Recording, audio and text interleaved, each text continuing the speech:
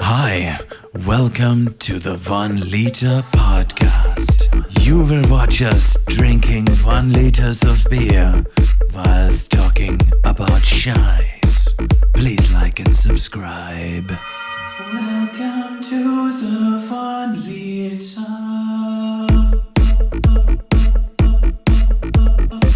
Horst. Welcome back to the 1 Liter, everyone. It's the Gabe and Phil show today. It's good to be here. Yeah, welcome, Gabe. Now, as per Gabe's request and my previous announcing it on the show, that I said if someone challenged me, I would attempt to down the 1 liter of beer in one go. So if you're not watching the video, probably stop driving or whatever you're doing and just watch the video for a couple of seconds, hopefully. We'll see how we go here. I have attempted this once before. I've never attempted 500ml. I'm actually really nervous. We were just saying before starting recording. Fucking hell. I actually forgot how big these were. So, all right, cheers. All right, let's do it. Bottoms up.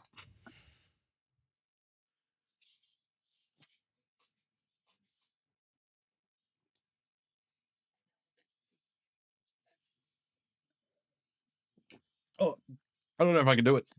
Oh, God. Oh, that was a lot harder than it was last time. Oh, man. Okay, that is weak because I've done 500 mils quite easily. Yeah. I think it's the nerves. I think so too, honestly. My stomach was like a knot before I did that. If any of my German cousins or friends are watching this, I'm sorry to disappoint. I think it helped last time that I'd actually had a fair few beers beforehand. I think it sort of like warmed me up. Yeah, we've only had one warm-up beer. That's probably an issue. All right, but I'm not going to back down. I'm just going to continue on here. All right, here we go.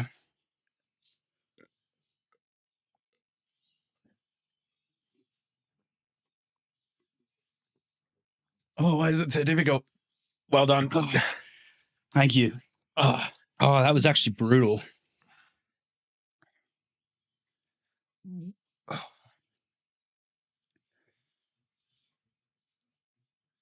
Oh, well done. Oh, that was highly embarrassing. Oh man, that was yeah, I remember it going down a bit easier last time, but I also feel like maybe we're not very great at pouring beers because if you like, you need it to bubble up enough so you don't have all the gas and stuff when you're sculling it. So the one I had was I think it was at that the place in the rocks. Oh, that's where I sculled it. So they probably poured it better than we probably just did there. Yeah, and from a tap, so let it sit for a second, then keep going. Because like pretty early they got hot. I was expecting to be about halfway before I started struggling, but yeah, that was fucking brutal. I feel like this seems crazier than what it is, though. Yeah, when you think about sculling an entire Stein, but it's 3 beers. Yeah, so you've had half a 6-pack.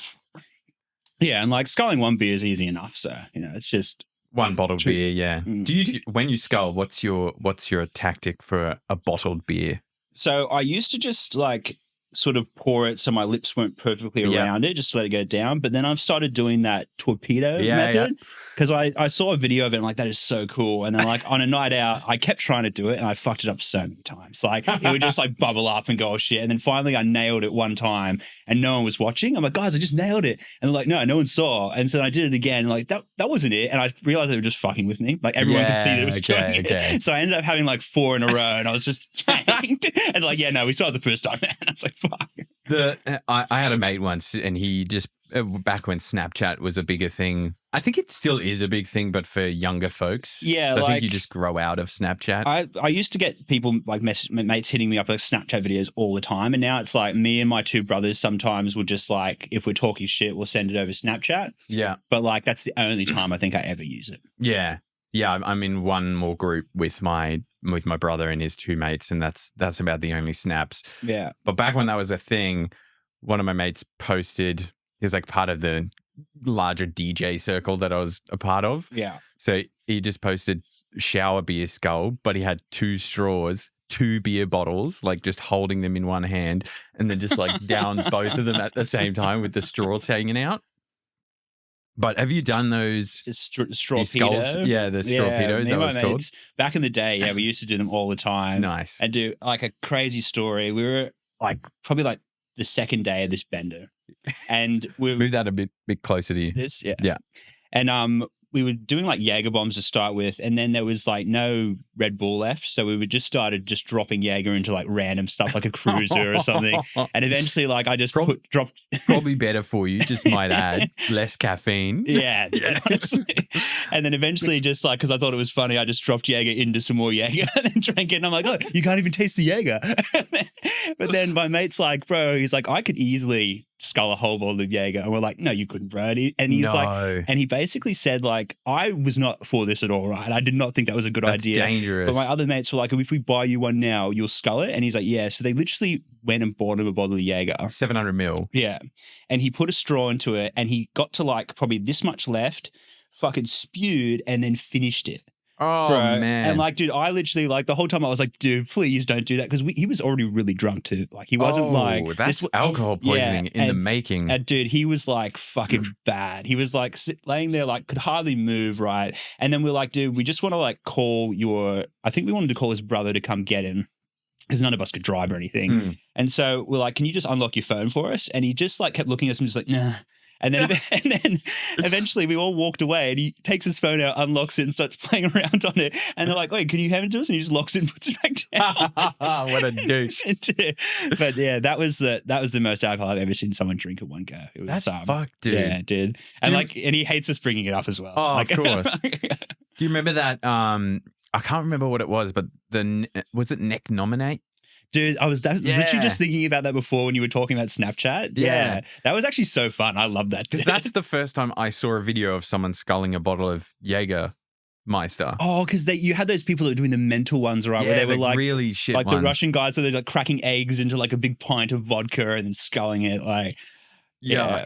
But I remember because I got like really into it because all my mates were doing it. I was seeing on the videos, and finally someone nominated me, and I didn't have a beer, so I went down to the bottle shop just to buy a single beer to go back and scull it. That's cool. But so sculling that, vomiting, then finishing it, it's probably a really good thing that he did vomit, because he probably vomited up a bunch of what he just drank. And afterwards he vomited a bunch more times too. Like he would have got a fair amount of it out, but like still there was enough there to really fuck him up. And then once we got these girls we need to come pick him up finally. And I'm walking him out. And as we're walking to their car, he just walks up to his car and starts trying to unlock it. And I was like, what are you doing? And he's like, I'm driving home. And I was like, and so he didn't remember where he lived at this stage either. Because we kept asking him, what's your address? Because we were going to try and just call him an Uber, put him in it and to take him home. And he couldn't remember that either. And so as he's trying to unlock his car, he's like, I'm driving home. And I was like, you don't even know where you live, mate. And he's like, oh yeah, you're right. Gets into the girl's car and they drove him. Fuck, dude. So I want to let's get onto like your drunkest story, but I just want to comment on the whole sculling thing. And it might not look like it right now, everyone watching, listening, because I fucking failed at sculling a liter, but I'm usually pretty good. I have video evidence of me doing like 500 mils quite quickly. Like I would say borderline impressive quickly. The video you sent me, you knocked that back real easy. But that's the thing as well, though, is at that point, right, you had a few, right? That one wasn't quick, though. That one was just a casual, but like I'm going to finish it. It didn't look like you struggled at all. No. Probably because I didn't plan to and I wasn't nervous. Yeah, but also because you'd already had a few by that point, right? So like I think like once you get like a few beers into you and you get sort of that little buzz going, then I feel like you sort of G yourself up and it's like there's no anxiety, right? Yeah, and then exactly. You just do it. Exactly. So that like I was actually so nervous. Like when I filled up to the top, I was like, I don't remember them looking that bit.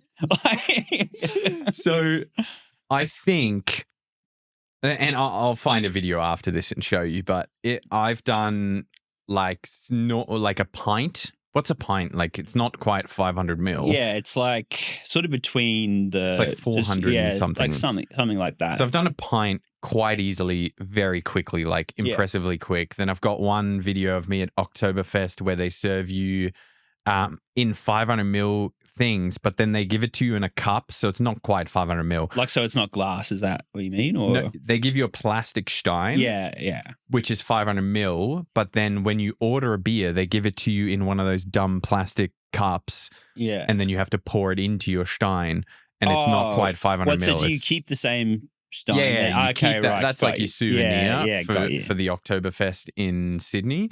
So like I poured that in, and I've got 2 videos of me sculling those quite quickly. Yeah. But obviously the amount, the planning, the nerves fucking failed. But I think the first time I realized I was decently good at doing that was this is like high school days, and it was a mate who had 2 older brothers, and his older brother was getting married, had a Bucks day where we went paintball.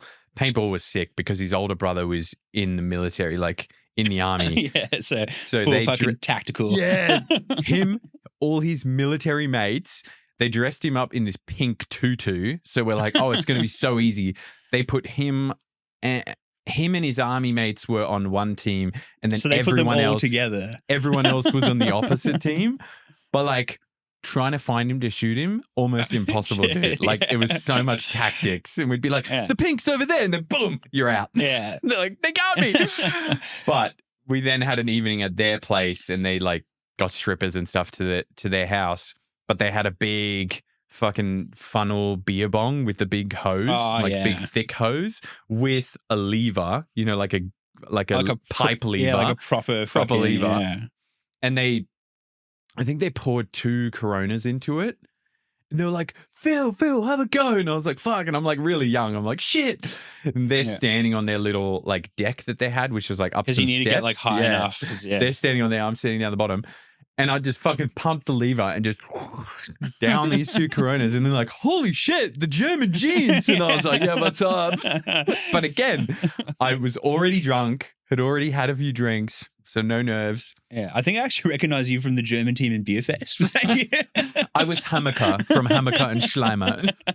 That's actually such a good movie. That's such a good scene. So me and my mates, like we watched it the first time, and then they were like, we need to watch this again, but be necking beers the whole time because it just G's you up to just scull beers. And so my mate used to live in like this caravan outside his house, like because he had a huge family, right? Like altogether he's actually got 12 brothers and sisters. They didn't all live there at the time because like some of them had obviously left, but there was probably like 8 siblings still in the house. Shit. And so they needed more room, so there was actually like a caravan outside the house that was just never left that spot, right? Like the wheels didn't work. It was like it was just sole purpose and extra room. So, it had like, it's like a cool little living room and shit. Like it's pretty cool for his own room because it's like you've got your own kitchen, your own living room and shit. So like if you want to have friends over, you can just be isolated from the rest of the house. And the funny thing is like, so I come from a reasonably big family. I've got 3 brothers and 2 sisters. So we used to live in Borkham Hills, bro. It was the sickest place. Like we just rented it. If we owned it, we'd be fucking like multi-millionaires. Yeah. Fuck. The property sold for like $30 million. Fuck. But like tennis court, pool, fucking like 4 bedrooms. And then because there was like so many of us, we bought this demountable, like, the construction site sort of demountables. And we just had that sitting sort of next to our pool. So everyone took turns living out there till they moved out and the oldest could move in. Yeah, nice. And bro, it was separated. So there was a bedroom and then like a living area. So I had like couches, a fucking TV set up, like Xbox and everything, then my own room. So every time, mates want to come around and do something, drink somewhere without, fucking anyone hearing you, because we're on a massive acreage, right? Like you can be as loud as you want. Yeah. So we just go there, fucking chill out in the fucking demountable. We had this like nickname for it. Where was this? This is in Borkham Hills. So do you know where the Castle Hill Country Club is, like the golf course? Yeah. So we shared a fence with that. Oh, nice. Yeah. So it was like right there. But that was not where your parents' house was. It was like so it wasn't that far away from the house, but like but just far away enough that like they couldn't fucking hear us. Yes. And like it was such a big yard as well that like we had this massive fire pit right up the end. So if we went out for like a night at the hillside or something, everyone would just come back. You could have like 30 people in the backyard and my parents didn't even know anyone was there. Wow. Right? Bro, so like we had some fucking mental nights there. And then as they started to develop it, basically people like encroaching on our yard. And so these people are thinking like, oh, in this quiet area, like it's all acreage and stuff. And then you've got these guys just bantering around a bonfire. In the morning, we'd be sitting there like, half cooked. And these people are walking out to go to work. And they're just death staring us, being like, the real estate agent did not tell us about this. We're like downstairs at my parents, obviously nowhere near the privacy. They're just upstairs. Yeah. So I lived with my parents until I moved to Sydney. And the only reason was my parents found this place where there was like a large, massive double garage with extra depth down the bottom. And then next to, all in one room, next to the garage had like a tiled area and a bathroom. Yeah. So like, the guy that was renting it out to us, he was like, hey, if you want to make that like a living area, I'll paint the floors. So I had painted concrete floors and it was just one giant man cave down the bottom. Bro, that's with my own so entrance. Sick, so I was like, see the little mini deck behind you? The deck's there. Yeah. So I had that, but I had this PA system with a 15-inch sub. The box was like twice this, like that. Bro, that'd like shake the house. If you get It that on. fucking shook glass doors. Like they would. So I had that set up downstairs. So I would have, and I had a bunch of lights because I used to do mobile DJing as well before I like got into the club scene. Yeah. So I had like lasers, all these LED lights, and I would Is that like just going to parties and stuff and DJing? Is that what you mean by that? Mobile. Yeah. I was working for like a mobile DJ company, so they would hire me for like weddings and shit. Real boring shit, like playing top 20 music, that kind of shit. But I had all the setup, so I would have that downstairs, and so I'd have mates around and just play music on the fucking PA system. Obviously not cranked, but music, lights and shit. It was fucking sick. But back to your mate. Caravan out the front. Oh, yes. So, yeah, basically. 1 liter. Yes. So, we basically watched Beer Fest in there. So, we had just like a fuck ton of beer. We turn it on and we're just like sculling beers watching this. Oh, and my God. It just made you like, honestly, I was sculling beers like they were nothing because it's just geeing you up. Like you're watching them scull like these absurd amount of beer, right? Yeah. So like, I swear like the mood you're in and how many beers you've had affected so much. Like if we got to like 6 beers deep and like then sculled one, I reckon it would be much easier. Yeah. And look, I reckon I'm going to comment on Beer Fest here. I reckon Beer Fest, the movie, I only recently was like, fuck, I got to watch that again. I started watching it. After that first scene, when they go back and they're like, Gam's not a whore. We got to prove them wrong. Yeah. After that, I was like, I'm uninterested. Turn it off. I just wanted to see the first scene where they go to Beer Fest. They get smashed by Hammer Cunt Schlammer. Yeah, dude. But yeah, the first time we watched that, I was fucking just dying because it was just like back then, like that was just a thing that me and my mates all did, just went out and drank beer. Like, I was like, I can relate to this. This is relatable. Have you ever seen The Last Man on Earth TV show? Is that with Will Forte? Yes. Yeah. So when I started watching it, I only watched maybe the first few episodes and then I stopped. And my younger brother watched the whole thing and he's like, bro, it gets really good. Like it's not that I thought it was bad, but the last few episodes I was like, oh, this is all right. But my younger brother reckons that like as you get into it, they've got a bunch of guest appearances of all these like different celebrities and stuff. So they do. First 2 seasons, I was like, this is great. Let's keep watching.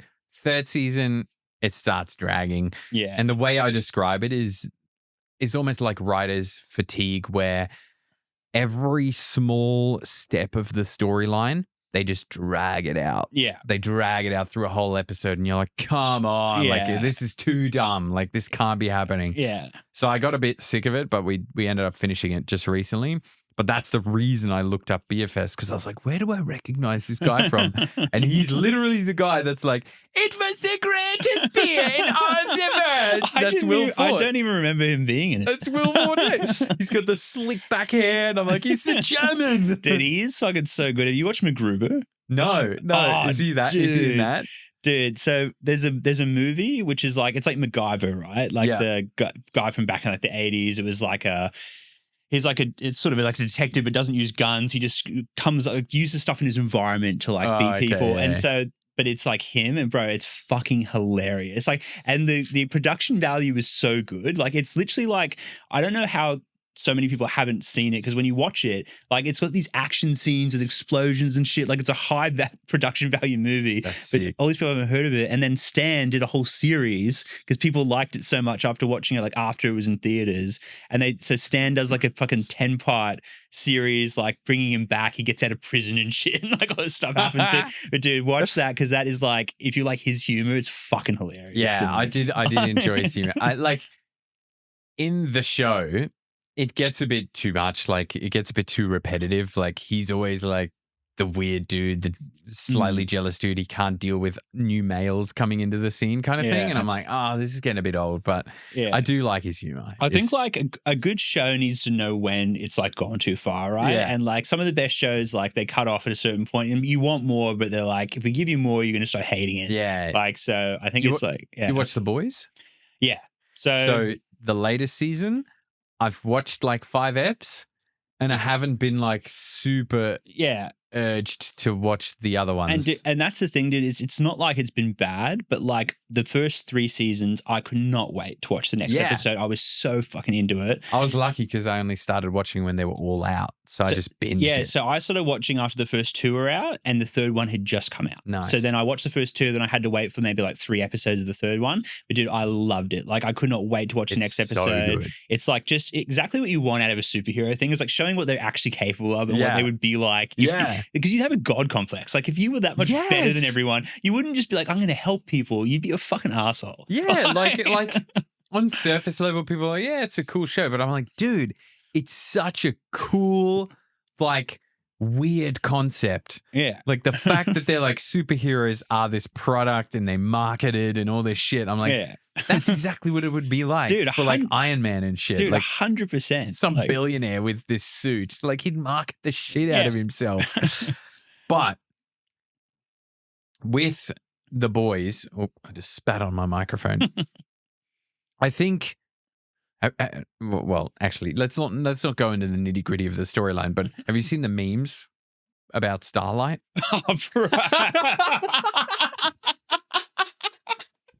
Dude, her face is fucking not the same, dude. Like, and I keep I'm like, so like pretty, dude, she was innocent and cute looking. Literally, like the cuteness is like what she had going for her, and then she just took that all the way. And it was like, and I'm on like a few boys' pages on Facebook, and you get these people furiously saying she's had no work done, she's just aged. And I'm like, and they were like, you changed in 4 years. I'm like, it wasn't 4 years, it was one season. The last episode of the last season to the first one of the season. So a year max, and she looks fucking terrible, dude. Like, terrible. And dude, it was distracting. The whole 4th season, every time her face came on the screen, I was like, I cannot fucking like, I can't watch this, dude. Like, it actually ruined it. Like, I think that was one of the things I just hated about it. Is every time, because like she can't even emote. Like her face doesn't fucking move anymore, dude. It's like it's really bad. Like it's probably yes, I've seen worse with like absolutely singers when they get too old and then they get too much work done, but she's still so young. Yeah, but dude, it's so sad that like she probably had all this Hollywood influence to be like, oh, you need higher cheekbones or whatever fucking she wanted to accomplish with that. But they probably weren't saying you need. They were just saying, look at all this. Yeah. And she was like, I need it. But dude, like honestly, like it was actually like, it's so fucking sad that someone would ruin their face like that, but she's an idiot. Like I don't really feel sorry for her. And that's not even like, by the way, I hate lip fillers. Dude, it is I've never seen it look good ever. No. Like maybe if a girl did it to a point where you didn't notice they'd done it, but like I always noticed it. Yeah. Like my ex-missus, she got it done and she got it done very mildly, right? Like it wasn't like some fucking, some of the ones you see. But still, I was like, I can tell it's fake and that makes me hate it. Yeah. Like you want beauty to be natural, right? Yeah. You don't want to see like fake beauty. Like, and like, so I hate lip fillers, but they're temporary. Yeah, they exactly. fade, they dissolve.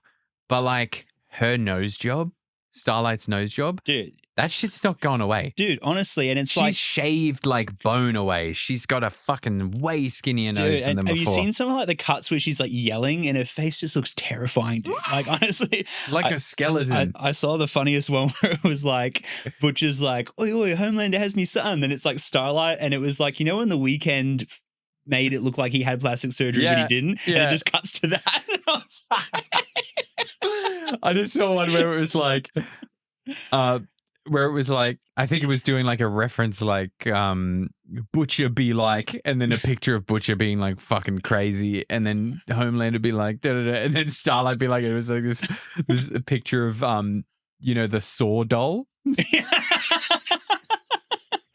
So just that, like, but yeah, really dude, bad. Just like honestly, just a mess. Like I don't understand what she was going for there, but nah, it's bad. Yeah, but Will Fort, good shit. I do enjoy his humor. Liked him in Beer Fest once I found out that was him. Yeah. But yeah, I'd have to watch something. Really early work of his that's just fucking like the dumbest shit you'll ever see, but so fucking funny. It was off a show called, I think it was the Tim and Eric show. And is that? Keep going. And basically there's two specific skits that I'm thinking about, and it's just like the most retarded stuff you'd see, but it is so funny. Like me and my mates have probably rewatched these two videos like maybe 50 times each. Yeah. And like every single time I'll be like at a house where like we're having a sesh or something, I'll chuck this on, and dude, like it is brilliant. Like honestly. Yeah, sick. Okay. So yeah. I do know them. I'm not, that's not my style. Joel really likes have you ever watched Kenny and Spenny, I think it's called? Kenny and Spenny. I think, and they did like one episode where it's like, who can drink the most alcohol in 24 hours or who can smoke the most weed in 24 hours? And it's really funny. Like the way they script it and make it, it's quite hilarious because they're like, I went to a doctor and I took I got these pills that basically make me be able to drink more, but it's not going to affect me as much. Like the shit just to trick the other person. Yeah, it's something, but it's like, it looks like really low budget. Yeah. So like, that's what makes it funny. So Joel's really into that and he showed me that. And I was like, yeah, it's pretty funny. But yeah, no, there's a few different skits from that same show that were hilarious, but then some of the stuff of it is just like, it just goes on for too long. It's too just, rubbish. Yeah. Too much. Now, we were talking about this place that I live in, 3-bedroom Roselle. Pretty nice. You live in Maroubra now. Yeah. With the missus. How long you guys been together? It was 3 years in March. 3 years, okay. And how'd you meet? Oh, wait, sorry. How'd you meet? Wait, sorry. Oh, whoa. Sorry, 2 years? Oh, well, that's good. Wait, if she ever sees this, like you've overestimated, that's great. She'll love that. It could be 3 years. That first time really. How'd you guys meet? So I've got no idea. So dude, it was actually pretty funny. So there was this girl that me and my younger brother knew growing up. So back when we would have been like, this is like, we used to live in Balcombe Hills, and you know where Norwest Business Park is, or like Bella Vista, that sort of area. Well, that was like, our area was so like, where we lived was so underdeveloped. We had a cow paddock next to us. Nice. And then walking through that, there's just a business park, right? Because it was all just like being built. So we walked across this cow paddock and there was this big lake, and all the underage people used to say to their parents they were going to Hillsong Church because they had these youth nights. Oh, yeah. But then they would just drink at the lake. Yeah, nice. And then get home and be like, yeah, we were just chilling out with the Christians. It was all good. And then like... listening to Christian rock. Yeah. It was awesome. Like, honestly, I was just vibing. But then you just go drink there. So we actually met this girl back then. Wait. You just said we met this girl, you and your mates. So me and my younger brother. So me and my mates used to go there, but me and my younger brother knew this girl and she drank there as well. And then I hadn't seen her in a long time. Like I was probably 16 when I first started going down there, and then like probably like 17. Well, once I turned 18, I stopped. Oh, okay, yeah. So I can go out to pubs now? Yeah, I'm like, I'll probably leave the lake for now. Yeah. But so then I hadn't seen her in years, and then when I was living in Coogee, which is like maybe 3-4 years ago, I went out with my brother, and he's like, "Oh, dude, like Harriet's coming around, like coming to the pub." And I was like, "Harriet, like you still talk to her?" And he's like, "Oh yeah, I just hit her up, and she actually lives in Randwick." So then she came to meet up with us, and one of her best mates is the girl I'm with now. Oh. Yeah, so she brought her along, and then me and her got talking that night, and then eventually we got together. But we basically met her through this girl that we knew like 10 years before or something like that. And so how long before you guys moved in together? We were together for, how long was it? it was actually the reason it was pretty quick is because she would have had to leave the country if we didn't do a partnership visa. Oh shit! So she literally used you for a visa. 100%. Wait, what nationality? She's English. Oh, so is mine. Yeah. M's English. Yeah. So basically, like, so I remember, like, it was pretty early in our relationship where I said to her, so I was like, if you don't want to leave, like, we do a partnership thing. And she thought I was joking. So she was like, oh, no, that's cool. And I was like, oh, fuck. I was like, obviously she's not that into it. and then she admitted, like, a few months later, was like, oh, I thought you were joking. I was like, no, I was serious. And she's like, oh. And she's like, no, I'd love to do that. Yeah, you're like, no, I really like you, you fucking but bitch. Yeah, I was so devastated when she said that because she was just like paused and was like, no. Oh, you're like, oh wow, she's gonna find a better Australian. Yeah. I was like one of the first Australians she'd met when she was here as well. Actually, well, like she'd been here for like 3 years before I met her, but like all the English and Irish just hang out together, right? Like they do, like, man. And they come to another country and just hang out with each other. So she wanted to meet an Australian guy because she watched Home and Away when she was younger, and she was like, oh, it's such a glamorous lifestyle. Like I want to meet an Australian. Is Home and Away Hemsworth or is that Neighbours? I think he was on Home and Away too, but then they also love Neighbours there. Neighbours is huge in the UK. So in Australia, back when Neighbours got to a point where no one watched it, right? I never watched it either. Well, I didn't, but my sisters loved it. Yeah, okay. But apparently the UK loved Neighbours, and Home and Away. So basically, my missus wanted to meet an Australian, but she just in a group of friends that never talked to Australians, so she literally just never met one. Dude, I find that with Em, and she's got like a diverse group of friends. She's got like professional friends because she worked at KPMG for ages. So she does like mergers and acquisitions. So like big companies buying companies, that kind of shit. But she's got that group of friends. Then she's got her gym friends because she goes to she's been to this CrossFit gym for like 7 years.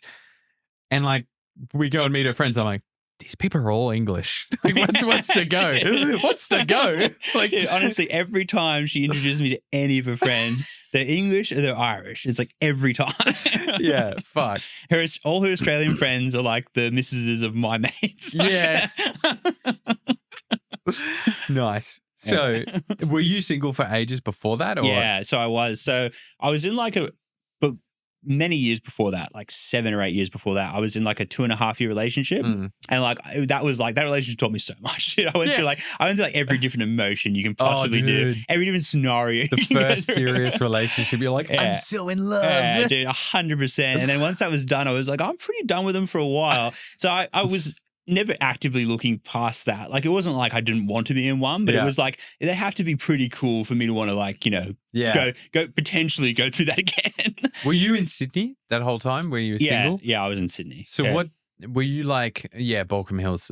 Were you actively on like dating apps and what was your dating life? I was never huge on dating apps because I found it hard to convey my sense of humor over text. And so I was so I did use them a little bit, but I was never big on them. I'd much rather just go out and meet people like when I was on nights out or through friends or whatever. So I was never huge on actually just going on dates all the time. I've done very few actual dates with like, first time you meet, go on a date sort of thing. Yeah, neither. But like, okay, so sense of humor, can't portray, good shit. When you then met your missus, you guys get together, you decide to move in together. Yeah. What's your advice? No, not advice, actually. What do you reckon the quickest way to get in the doghouse is after you move in with someone? Is there certain things where you've gotten in trouble? Dude, absolutely. Yeah. Here we go. So the biggest thing is on a night out. Going out with your boys. But like a big thing. Okay, so say my missus goes on a night out, right? I trust that she's me with her friends. She's going to do a thing. And when she comes home, right? Yeah. But like for her, like she needs to be updated quite regularly on what I'm doing when you're out. Yeah, but like she'll do the same for me. I just don't care, right? But she's treating you like she wants to be treated. Exactly, and that's something that took me a while to realize is like that's just what like I'm not everyone's the same. Just because I don't need that other people do. Yeah. So I would be on a night out and she did know where I was, but there would be like 7 hours of no communication, right? And like all she wanted was just an update, right? Yeah. And then a lot of the time I'd just be having, because like when I'm with mates, I have so much fun. Like when we're together, right? Like say we're on the couch watching TV, I'll be on my phone and she's like, I know you're always on your phone. Like you obviously on it when you're out. And I was like, I actually don't touch it. Like because when you're with your boys, like having fucking fun, you don't look at your phone at all. Well, you don't have fun when you're with me watching TV? That's literally the kind of thing she was saying. But it's true. I get it. I totally get it. And so like I would go to a friend's house, like put my phone on charge and then forget about it for fucking 7 or 8 hours, right? And then like be like, shit. And like text her and be like, yeah, I'm still here. Probably gonna be 5 more hours. Still at your mate's house. Yeah, but see, at least you're not like out and doing crazy shit. And it's not that she thinks that like I'm fucking being unfaithful or anything. It's just she's just annoyed because she's told me she just wants me to update it. So I would say the biggest thing is like making sure there's just clear communication. And then also if you tell them that you're going to like go to dinner on like lunch on a Sunday or do something on a Sunday, don't get too cooked because that's another thing they really don't like. Yeah. So so really all you have to do if you're going to a mate's house and you're staying there and you guys are just seshing, I guess all you have to do is message her and be like, hey, I'm putting my phone on charge. And we're just fucking chilling, so I'm not going to check it for a while. Yeah, absolutely. Yeah. Like I remember I went to a Bucks party, and like she knows the people that are at this Bucks party, so she knew what it was. It was about. A 3-day fucking sesh. Okay, yeah. And then so when we went, like it turned out that the reception was shocking, right? Like you had to go to one part of the yard, and maybe you got one bar, and so I just thought in my head, knew that. Well, I told her when I got back, but like the thing was, afterwards is not good. Yeah, I know. So the thing was, I could have just gone at one point and gone and just searched for some reception and maybe found it, but I was like, you know what? There's fuck all reception. I could just tell her when I get back. Yeah, which is like. If this is in her head, she's like, what the fuck's going on, right? She doesn't know there's no reception. So it was a really dumb thought, but I was also like definitely, altered my consciousness at that point. Just alcohol, right? Yeah, just alcohol. Yeah, just drinking. Just drinking. No, beers. So when we got there, so before we left, I've got a mate of mine and he's always got like, these sort of things, he brings a lot of different gear. So, so I was like, dude, like, how much do I have to throw to you just to sort of partake in what you're bringing? And he's like, mate, just chuck me like $400 and then $400. Yeah. Well, it was 3 days. We were there for Buffet. 3 days, right? Oh, right. Okay. And so I was like, what are you bringing? And he just says everything. And then I just laughed about it. I was like, oh, he's probably bringing like a few different things. We get there and he's got like a leather briefcase and he flicks it open. Way. Dude, literally like out of, what's that Fear and Loathing in Las Vegas where he's got like the fucking. I haven't seen it, but. Yeah, but like, so he opens his briefcase and dude, literally like all the little pockets where it's meant to be like your pens and shit is just all just, dude, the thing was full. And so he's like, so, $400, you can have what you want. He's like, but I will set the pace. I'll decide what we take and when we take it. Nice. And dude, he took us on this journey, right? Oh, dude. And dude, it was actually unreal. Like he knew, like we got to one point in the night, he's like, all right, we're doing some mushrooms now. And he's like, and then just have like a little drink of this. I'm like, what's this? He's like, oh, it's a light opiate. It's just a shaman monk. Dude, and literally, I just felt like A grade for 3 days straight. Wow. And then he had because like you hear about benders and it's all just like you're feeling cooked, you're feeling fucked, dehydrated and shit, but you're just like. But dude, literally, I felt like amazing. And then so after the first night, where you'd expect to start really fucking feeling terrible because we'd stopped like taking stuff.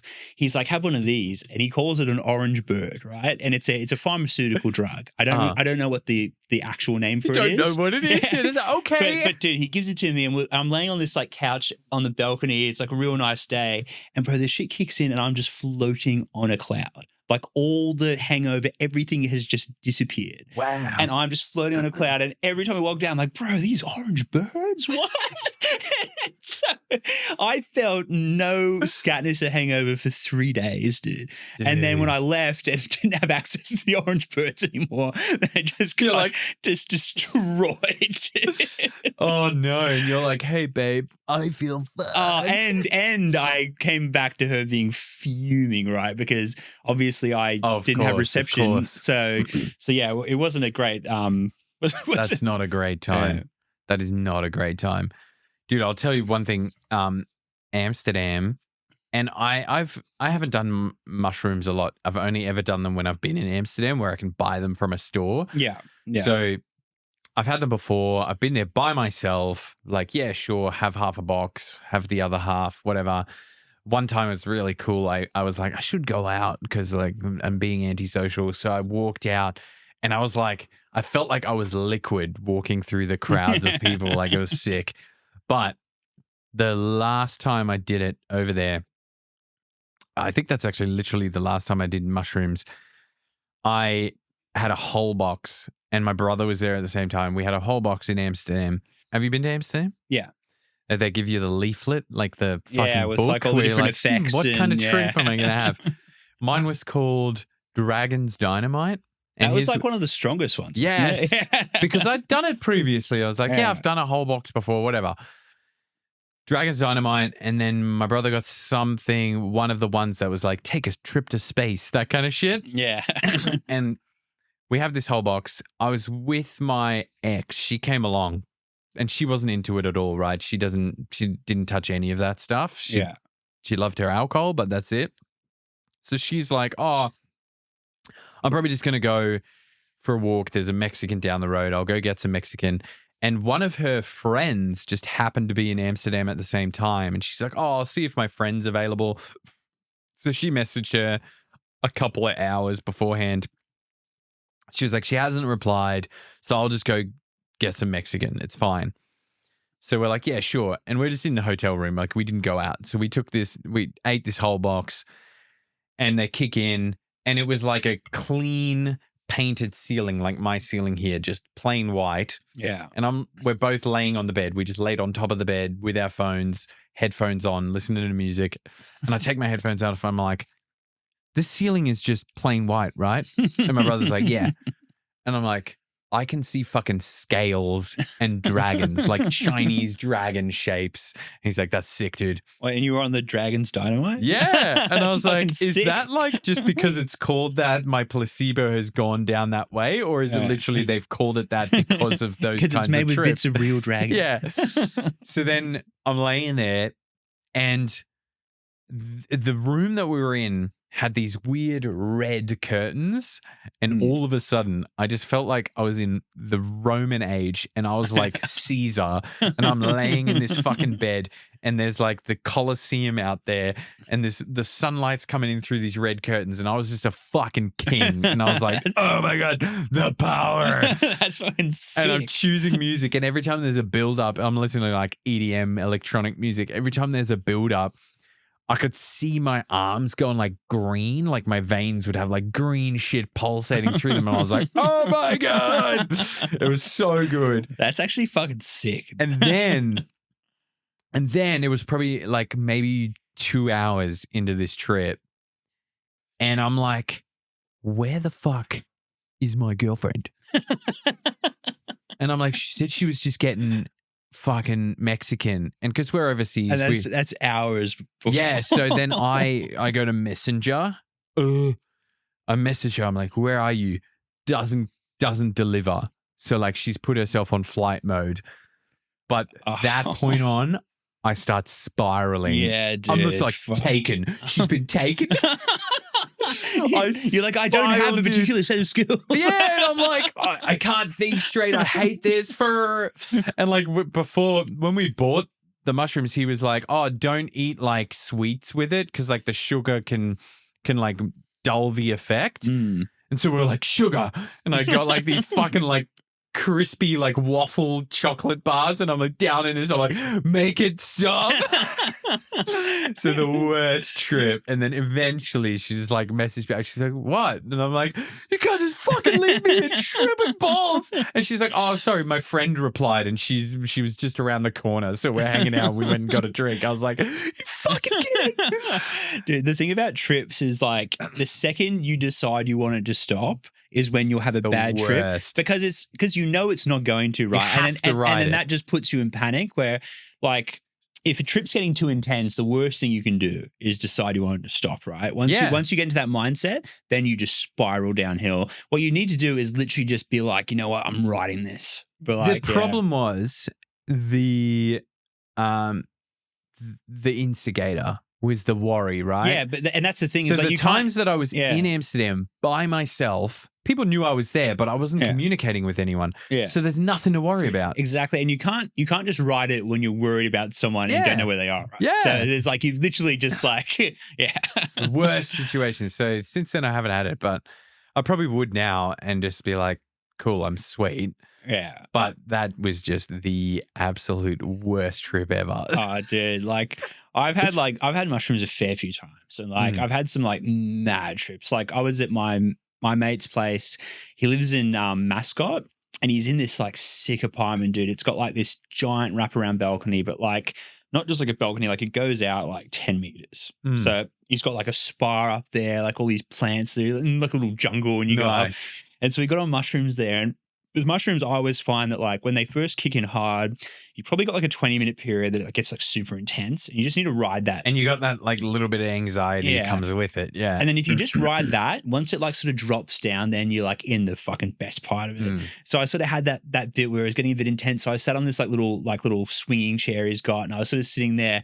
And I got up and I looked up and there was just like energy flowing through the walls, it was like fire and energy and like all these different colors and stuff. And I was just walking around, just staring around and like felt like lighter than air, just like walking around. And dude, it was just sick. Like, because like that's the thing with trips is like you can have the like best experience ever, but then on the other side of that, you can have some fucking shit experiences. Like I had a horrifically bad acid trip about 3 years ago. Oh God. And dude, I actually haven't heard of anyone having a trip like this bad. Really? Dude, it was like I'll just like briefly touch on it. I won't go through the whole thing because it lasted for like 7 hours. But like basically we went away for this mate's birthday and we were down towards Wollongong. And so we basically had like a really fun first night where we just like jumped on M and some other stuff. And then in the morning, it's like, oh, let's all jump on tabs, right? So, oh God. So the guy that brought the tabs is like, man, like he got them off the dark web, and he's like they're the weak ones. So like, so he's like, we should all take two, really. And I was like, I'm not taking two, bro. Like I'll just take one. I don't want to trip out too hard, so I take one, and then it kicks in like 40 minutes in. It felt like a normal acid trip, right? Stuff looked a little bit trippy. We're all having a laugh. But then every hour it progressively got stronger, which is not what's meant to happen, right? And so it came to a point where I was sitting there and literally shit was happening in front of my eyes, like as clearly as I'm looking at you now, that I knew wasn't. Right. Whoa, so like one of my mates walked up behind one of my other mates and he grabbed his head and like snapped it backwards and like colorful fucking paint was shooting out. And I was like, I know this isn't happening in real life. So I'm obviously like fucking cooked. And so then I was like, I just need to like go to another room to get away from this. Yeah. So I was in this other room, but then like if I was in the other room, I could hear everyone talking and like I obviously wasn't hearing what they're actually saying. I was just hearing what it was making me hear. Yeah. And it was like everyone just talking shit about me. Really? So I was like, fuck, now I need to go back in the room because this is probably me tripping out again. So you know that they're not. Yeah. And then the way my brain sort of came to terms with all this was that I was dead. I was like, oh. And then for like a brief moment, I felt like relief. I was like, oh, you're just dead. And thank God. And then I was like, oh, shit, you're dead. And so then I walked outside and it was like really early in the morning, so no one was around. I just thought I was like in this sort of purgatory.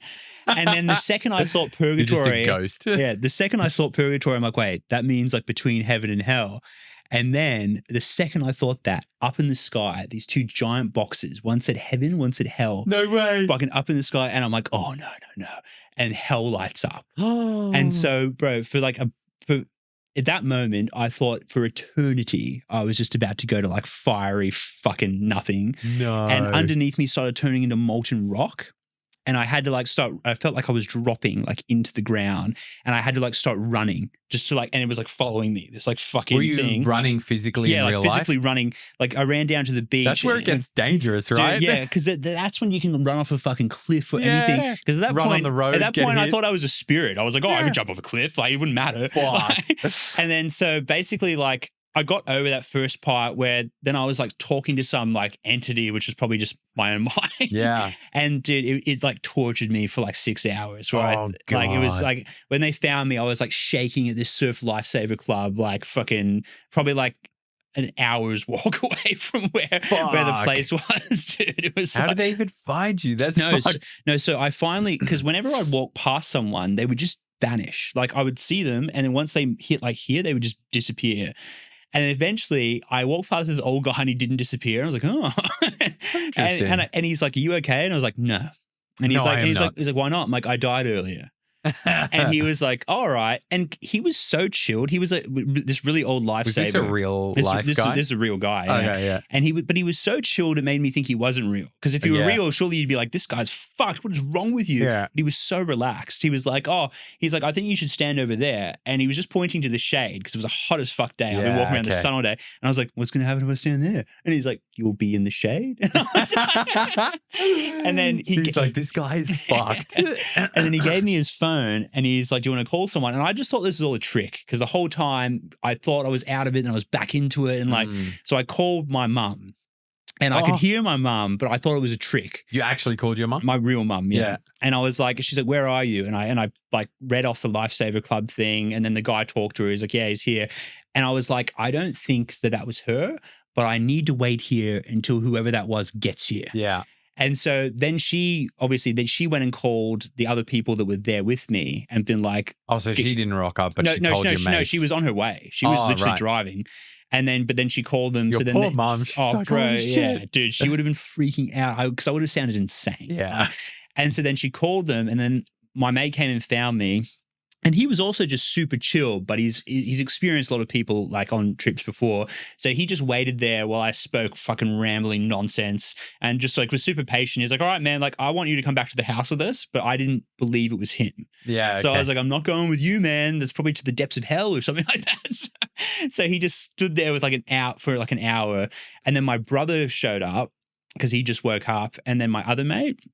And all of a sudden, I just looked at all of them and it just clicked in my head, like, you were on a trip this whole time. Yeah, and I just went back to dead sober. Like from that just to dead sober. And then I was like, fuck, call mum and tell her not to come. Like, fuck. Yeah. Because she was like, fucking, it's like a 3-hour drive or something. Shit. So yeah, then they called her and fuck, I went back for dude. That was like the most intense thing in the world. Wow. And I was like, for like 2 years after that, I would be getting panic attacks where I just thought it was real. And I was going to go back into it. Like, dude, it was fucking mental. Fucking hell. So needless to say, I would fuck. never ever do acid again. Like never in a million years. Mushrooms have never done that to me. I've like, you trip out really hard, but I've never been like terrified. That was like, And like, this hasn't happened to me, but even like you watch Joe Rogan's stand up and stuff, even if you have too much weed, especially in edibles, even that can make you just fucking wig the fuck out where you're like, time has stopped. Like that kind of shit. I think with trips, you just have to be respectful of them. So when I did acid that time, I was on a bunch of other stuff, right? Hadn't slept and all that. And then you do it and you get comfortable doing it when you have a bunch of good trips, right? And you think I can do it on whatever I'm on. And that's not the case. Like you need to be respectful. You need to be in the right time and place and not just eat a bunch of other drugs at the same time. Because it can go really fucking wrong, dude. Like anything could have happened. Like I was walking along like the beach where I was. There was cliffs and shit everywhere. Like I could have easily just wandered off one, thinking like, "Oh, I'm already dead." Yeah, I'm a spirit. Let me fly. So yeah, like honestly, that made me understand the stories where people jump off balconies and shit. Yeah, like, exactly. That's what happened. Fuck that. I was gonna make Joel guess your nationality because he loves that kind of shit. Like he's like, he loves that kind of history and heritage and stuff. Because you're not fully Australian, right? Well, no. So my dad is Kiwi, and then I mean, like my mum, her lineage traces back to Australia for a long time, and then it's like I think some Irish or English or something like that.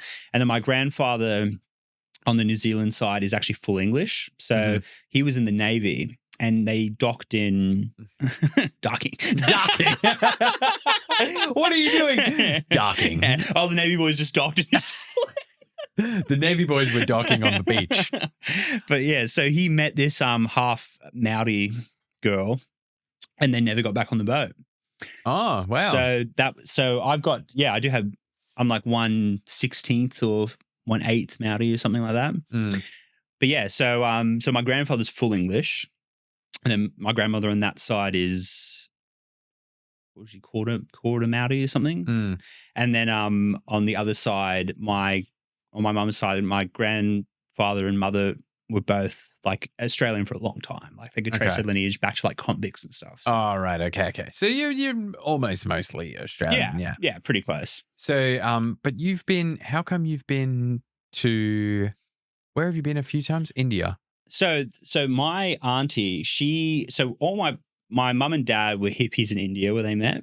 Like, right. So they met in India though. Yeah. Smoking weed on the beach and all that sort of stuff. Okay. And then my mum's sister, my auntie, was there as well. So she actually ended up marrying an Indian guy and living there so my mum and dad lived there for 20 years before they came back to Australia. Wow. Okay. So I think three of my brothers and my two sisters and my oldest brother were all born in India. Mm-hmm.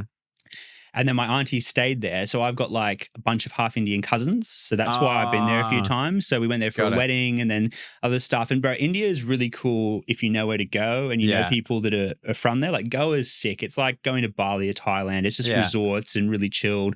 It's not like when I thought of India, I was like, it's going to be this overpopulated city that's fucking sucks, right? But that's just particular parts. Like a lot of it's actually gorgeous. So, yeah, of course. And super cheap too. Like Goa, you didn't even have to, there's not certain places that were expensive or cheap. Everything was just cheap as fuck. Wow. And like they're all, because they were occupied by the Portuguese or colonized by the Portuguese. So they're all Christians. So they all speak English. They're all super friendly. Like obviously they'll try and overcharge you for clothes and stuff. Yeah. Just barter, but for the most part, just so nice. Like, yeah, right. Okay, so I only got like a part of that and I was like, that makes no sense because you're like super Caucasian. You are very white. Yeah. And I was actually born in Japan. So my parents were in Japan for a couple years after India and then came back to Australia. But I was like 6 months old when we came back here. So okay. People are like, oh, what was Japan like? I'm like, no recollection whatsoever. So you've never been back there? I should, right? Because like I was born there. Like I 100% go back. And I could actually get a Japanese passport if I wanted one. Really? Because you were born there, right? Yeah. But like I've never really saw the reason to go through that process. No. Yeah. That's literally like on one of my next countries to visit list. Well, so my older brother went there with a few of his mates and I've got a bunch of other mates that have been there and everyone said it was just mad. Like it was really a sick place to visit. So it's definitely somewhere I want to go. Yeah. You gotta go to Japan. I want to go to Japan. How about your lineage? So obviously there's German, but what else is It's 100% German. I just thought maybe German and Austrian or something. No. So literally my there's a bit of an age gap between my mum and dad, like 9 years. My dad's older, but I think his parents also had him later. So like his side of the family was a lot older than mum's side. So mum's side, my granddad, he's only recently passed in the last 3 years, but he was like 8 or 9 during Second World War. Yeah. So he was like a fugitive. Like they fled and he was in Poland for ages. Yeah. And like I've never gotten like full detailed accounts, like only secondhand stories, a little bit of his stories. So it's fucking crazy. But they were in hiding and they were staying with, I think, a Polish family. And were they in hiding purely just because they just didn't agree with the whole Nazi so if thing? you didn't want to be Nazi, you were hiding. And they were in Poland and they were, like the story that I know is they were hiding in a attic of this Polish family. With Anne Frank. Yeah, basically. But in an attic with this Polish family who were like trying to keep them alive. But obviously that means they were also a poor family. They don't have much food. They don't have much to feed them. Yeah, right. So it was like this story of they would sneak down from the attic through the night while they were all asleep and get the loaf of bread and try to slice off the thinnest slice they could so that they couldn't tell that they'd stolen some bread just to eat like the tiniest bit of bread, like crazy shit like that. Dude, that's mental, eh? And then like when the war finished, there one story that my mum told me that her grandmother, when they were like came back to Germany, saved, so to speak, they came back to Germany and they had their first like meal. And I don't know if you know this, but with the Nazis, when they invaded all these countries, the first thing they did is take away all of the farmers' like cattle and stuff for themselves. So nobody had any meat. Yeah. So everyone was just eating like grains and bread. So when they came back, they had their first like big meal, and it was like all this meat, like beef and stuff, or pork, I don't know. But they ate it all, and their stomachs were so fucked up from being malnourished for ages that they couldn't handle it, and they started vomiting. And apparently, my great grandmother was vomiting in the bathroom and like crying because she was like, "Oh, we're wasting this great meat." Oh, yeah. She was vomiting back up this meat because of like so long of living on wasting scraps. it. Yeah, We're wasting it. And I was like, "Holy shit!" Like we can't even imagine that kind of dire circumstance. It's crazy, dude. Like, and I've heard a lot of stories about people like that go through starvation, that they have to ease them back onto a full diet. Because like, you can't just go and fucking down. You could die. Yeah, like because firstly your stomach has shrunk to fucking this tiny thing as well. So you think you want to eat all this food, then your body is like, there's nowhere to put that. Yeah, and you could literally die. Yeah. If you ever want to read a sick book, The Happiest Man on Earth, it's a Holocaust survivor, a Jew that went to Auschwitz. And another camp as well. But that is a crazy story, crazy book. Actually, no, right. He actually moved to Sydney. He had a really? Yeah, he moved to Sydney. He had a real estate company down in Sutherland Shire. And he only passed away like 4 years ago. Happiest Man on Earth. I just listened to it as an audiobook. It's great. Yeah, that's what I do that as well. I can be fucked reading. It's really good. But that's not even the craziest story of my family heritage. On my dad's side, my dad's dad, so my grandfather on dad's side, was not a child during World War II. He was old enough to be in the military, apparently. And this is all just secondhand accounts. Like apparently even my dad says he didn't talk about the war much at all. Like he was just shut off. But he was a technician. He was a radio engineer or something. Like he knew how to fix radios, and they were a new thing back then, right? Yeah. But they were part of the Russian push when Russia fucked up Germany by flanking them basically in the winter. Yeah. And he was a Russian prisoner of war for 6 years. Fucking hell. After my oldest auntie was born, and before my dad and my uncle were born.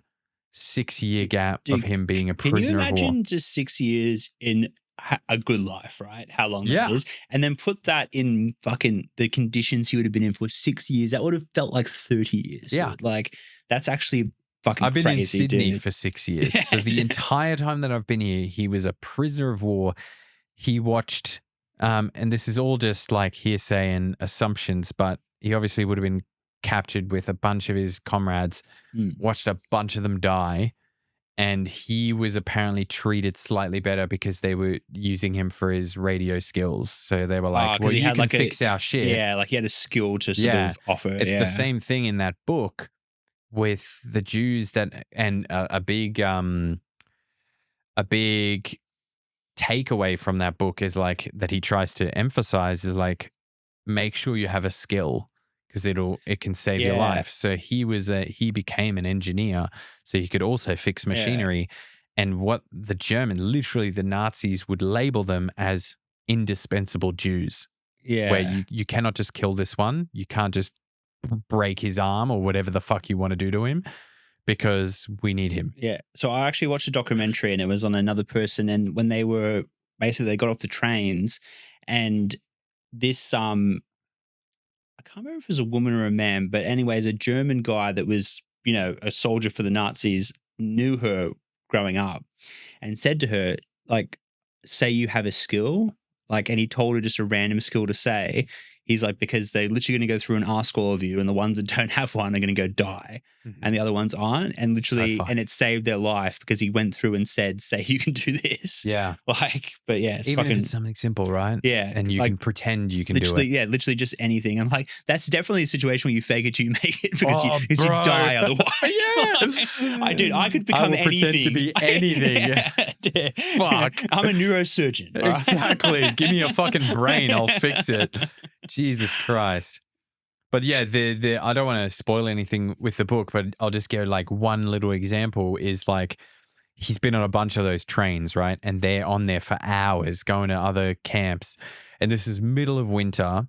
And they all go on there and they all have these thin coats that they give them. Like they don't give a fuck, right? Yeah. Thin coats. And on their cart, like several carts with like 10 people in each cart or something or more, in their cart, they happen to have, I can't remember what his profession was, but basically one of the guys said, what we're going to do is we're going to all take our coats off and I'm going to roughly stitch them together into a giant blanket and we're just going to lay down and huddle and put this blanket over the top of us. And these train carts had like big openings in the top, like you couldn't fit through them, but the snow was coming in. So it was snowing into the carts. Yeah, right. So he said for like 72 hours or more, they were laying under these blankets, just huddled up with snow building on them. And he's like, there was like a foot of snow on top of the blankets. And he's like, if you got thirsty, you would just grab a piece of snow. So that's hydration. But when they got to their destination, almost every other cart that didn't do this combined heat thing, they were all dead. And when they got there, what the Nazis did were like, oh, you guys are alive, clear out the other carts. So they would just have to pull out these heavy dead bodies of all these other guys that didn't have that same idea. And dude, if you think about it, if you didn't do that, you're essentially just packed in snow individually without anything covering you. So they all died. And like even in those prisons, he said they would all, and it was all male and female, so they were just males, and they were all naked when they were chucked into their rooms, and they would just spoon like fucking connector pens. Yeah. And in the middle of the night, they would wake up and they would rotate the person on the end, and very often the person on the end would die.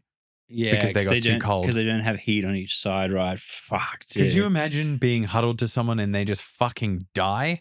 Dude, we can't. Dude, like honestly, and like shit like that would just fucking scar you for life, dude. Like honestly, like. And this dude didn't talk about it for like a good 50, 60 years. And dude, like, can you imagine how emotional and fucked up it would be to talk about that? Like after living it and trying to lock it away in your brain somewhere and not thinking about it. Like talking about it would destroy you. Like you'd be a fucked up person, right? Oh, 100%, dude. Like, why is this old person so grumpy? Bro, if you fucking knew your little cushy fucking life. Oh, my phone. And that's the thing is like the vast majority of old people these days, especially like if you go back like a little bit further, had all experienced war, been to war or experienced war, lost people from war.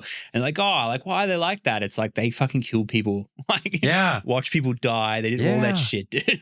And like the thing is, when it's happening, you probably didn't hear much about it. Yeah. So I wonder if in like 20 years' time, stories come out from this Ukraine war where we just go, holy fuck, is that what they had to endure while we were living our cushy lives? Yeah. That shit was happening right now. Well, that's the thing is like if you looked back to like World War II, especially because of like technology was not the same, they would have gotten those little black and white podcasts where it's like, the troops did this, the troops did that. Like they wouldn't hear shit about how many people were dying. The only reason you know who died is because they'd come to your door and be like, your son's dead. Like, so you know that person died, but that would be it, right? Yeah, like, and a lot of the time they didn't even know. They weren't even accounted for kind of shit. Yeah, so fuck, that would have been because my grandfather was assumed dead for 6 years. So my grandma was a widow for 6 years and he just fucking rocked up. Have you ever seen the movie Brothers? No. Oh, dude, write that down. This is the movie. I've seen it 3 times now, and every time it just makes me fucking sweat on the palms, and I'm just like, holy fuck. Because he goes to war, gets captured, and presumed dead, and comes back. And like the psychological shit, like she thought he was dead. Yeah. She was a widow. He comes back. He's fucking scarred as fuck. He's a different person. Yeah. And then they just continue living their lives. Because back then, like, marriage was marriage kind of thing. Yeah. And whereas nowadays, someone come back from war, he'd be different. He'd be fucked up, and the chick would be like, "Bye, 100%. Good luck with your therapy." And like, imagine how rough that would be. Like, they come back and you're so happy, and then they're just this different fucked up person. Like, they wouldn't be the same person at all. Like, I saw one where it was a photo of this. he was like a Russian soldier, and it showed a photo of him before the war. I think he was like 17. Yeah, I see. And then it showed him like a few years later, and his eyes were just like, you could see that you could just look at him and see that he'd seen fucked up shit, like all these like wrinkles everywhere. He'd aged heaps, and his eyes were just like, you could just see into them and see that he'd seen fucked up shit. And a lot of that is probably from the experience. But the one thing that I didn't think about, which I thought about later, was like, a lot of that was probably the fucking meth. Oh, too. Dude, they were on fucking tons of so much meth. Dude, I saw one story, and so they had like a little sort of like a feeder, right, where you could click it and you get like one serving Tab of meth. Yeah, one serving of meth. And one guy, so he was under heavy fire, and basically he tried to fucking take one hit, and the thing was fucking up, and I think he broke it somehow and just got like 20 in a row. Oh. And they said that the distance he traveled between then and where they found him was like absurd. Like in the snow, fucking without any food or water, and just trekked it this absurd distance. And by the time they found him, they were like, fuck. Like obviously he would have been close to insane by then. Yeah. Like not sleeping for that. Like the thing about meth in particular that sends people so fucking loopy is not sleeping for that long. Yeah. Right? Like you get to like 3 days without sleep and you start fucking getting loopy. Oh yeah. And your body shuts the fuck down. You get to like a week or longer, dude, you go insane. You'd be hallucinating. Yeah. You'd be fucking, yeah. And the other thing, World War II, is when they'd already invented morphine, right? Yeah. And morphine is like one molecule difference from heroin. Yeah. So like when you watch those movies like Saving Private Ryan or Black Hawk Down, those kind of things, I think one of them, I can't remember exactly which one, but there's a scene where the sergeant gets like badly wounded and he knows he's going to die.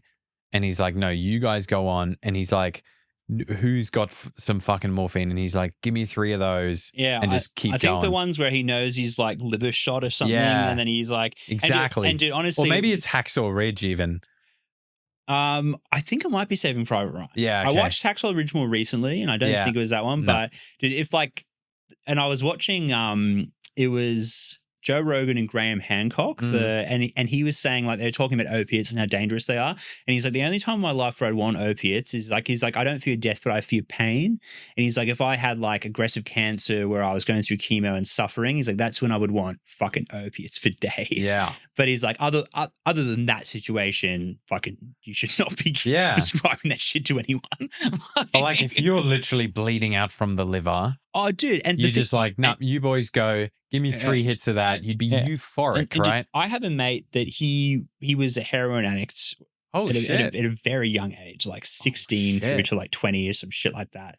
And is he fine now? Oh, like he hasn't touched it in a very long time. Because to add a comment there, because that is such a different thing from what the general public thinks, right? They think a heroin addict, you're fucked for life, you're addicted.